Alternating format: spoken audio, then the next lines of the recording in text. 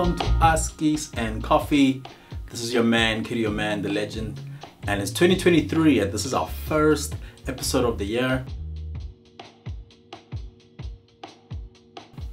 Please help. I just finished matric and I got rejected everywhere I wanted to go. What do I do now? Whew, it's tough. It's tough. Okay, so I'm gonna do my best to keep this video as short as possible to not add to your confusion, because the situation you're in, a lot of people are telling you a lot of things and people are going into their bundles of their past experiences, and at times it feels like, do they really know what they're talking about?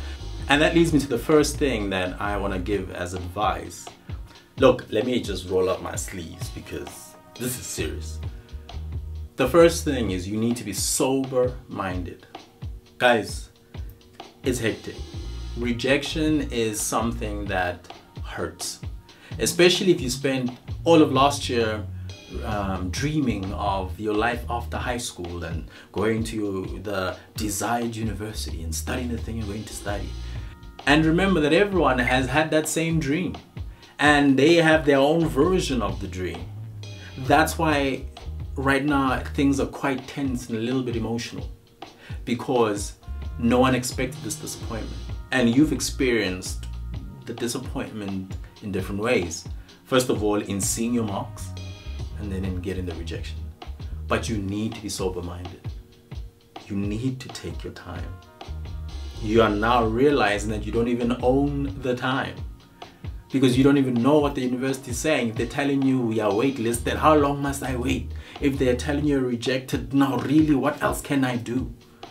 So it's so important that right now you're sober-minded and you don't feel rushed into making a decision. Because look, next year feels very far. So you may think that if you don't make a decision, you're just going to be stuck at home doing nothing, and then your whole world is over. But you could make such a bad decision that you will look back 3, 4, 5 years from now and realize, if I hadn't been so rushed, I could have actually made a decision that works for me. So please be sober-minded. The second thing is check your motives, and check the motives of those around you. As you're trying to make this decision, it's important for you to ask yourself, am I desperate to study this year because I feel shame? I don't want to be embarrassed.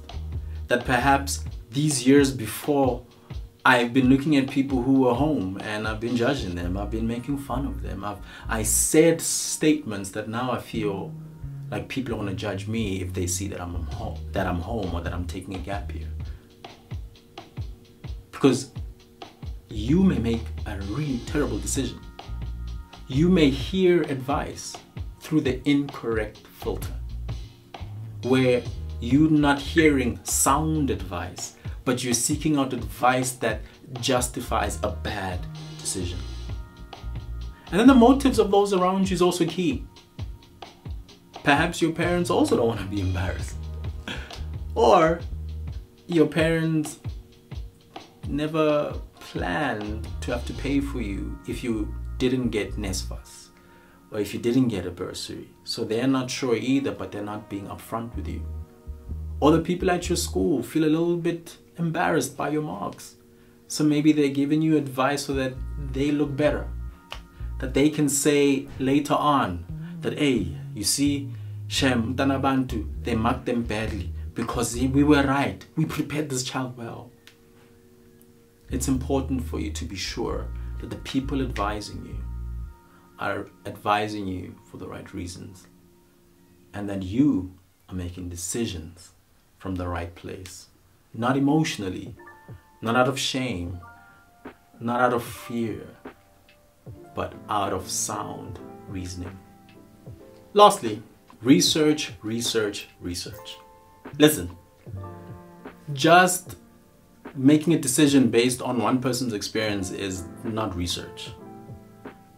Just hearing one person who has authority is not research. Research means you also read up so that it made sense to you, and you consulted people with an actual track record, people who've actually helped people before. so that you are not making a decision you will regret. There are many myths in this time. Myths like, I can study one thing and then I drop it and then I join the thing I wanted. When the truth is, if you didn't qualify this year with your APS score, you're going to still have to use that same matric certificate to apply for the course next year. Nothing would have changed. If you didn't make it in because you met the minimum APS score, but the program was full, what makes you think it won't be full next year? Because maybe the problem was you just met the requirements. You didn't exceed them. You maybe feel like if something gets remarked, a magical new mark would come, but you need to use your own brain.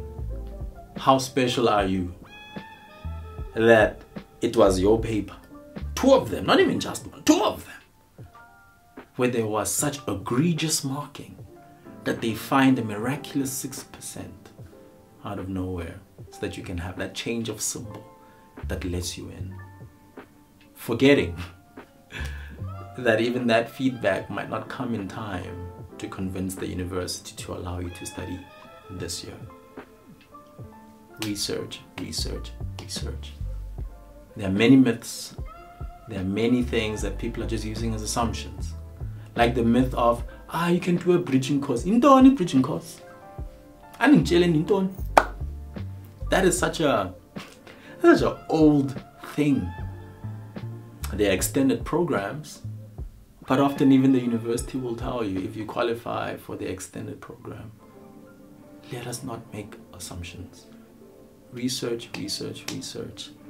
It's not wrong to question the qualifications of this person giving you advice. That's why those of us who are giving advice must also be careful who we give this advice to.